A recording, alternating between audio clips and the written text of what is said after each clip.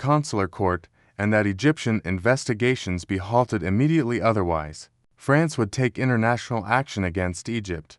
This case became one of the most important that was solved by Dr. Sidney Smith, the pioneer of forensic medicine. At the time, during World War I, Egypt was under a system of foreign privileges, where foreigners had significant rights. If a foreigner was harmed by an Egyptian, strict and immediate action would follow.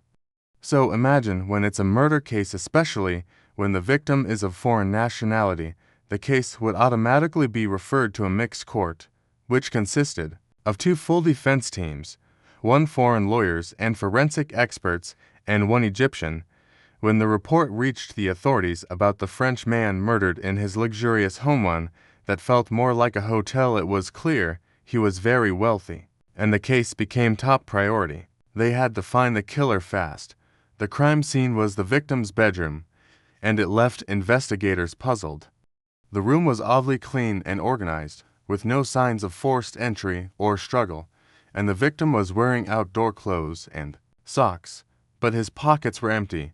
A neatly folded set of pajamas was on the bed, and there was a dining tray with leftover food from Hotel Shepherd, one of the most luxurious in Egypt at the time. The closet was open, revealing an empty box. In the room across from the victims, they found intimate clothing for a man and woman, and a dining tray for 2 people, along with 2 wine glasses, a half-empty bottle, and 3 fully smoked cigarettes. It was clear that a man and a woman had shared a romantic encounter there, completely at ease.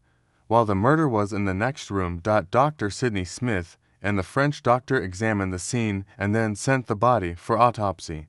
The most critical part of the case was determining the exact time of death. Police investigations confirmed that the food in the other room was ordered to be delivered to the victim's house at 9 p.m., so logically, those in that room could be suspects. But the body's condition showed that the victim had only been dead for about 24 hours. They started investigating everyone who had access to the house, and eventually, they discovered that the man and woman in that room were both from high-ranking families and each married to someone else. This made it politically sensitive, and the police couldn't interrogate them unless they could prove the murder happened while they were present. Meanwhile, Dr. Sidney's report came out. It was filled with precise forensic details. The body was severely stiff, with early signs of decomposition, including mold fibers around the appendix area, indicating death occurred 24 hours earlier. There were 7 distinct head injuries, all parallel in shape, with no signs of defense wounds. This meant the victim was attacked in his sleep, first to immobilize him, then to ensure his death. The position of the body, the blood pooling, and undigested food in the stomach all supported the idea that the victim was killed on the bed shortly after lunch during his usual nap time. The food inside his stomach matched the leftovers found on the tray, and digestion hadn't yet started fully, meaning the murder occurred about an hour after eating. Around 12 to 1 p.m. Dr. Sidney concluded that the killer knew the victim well, was familiar with the house, and knew his daily routine.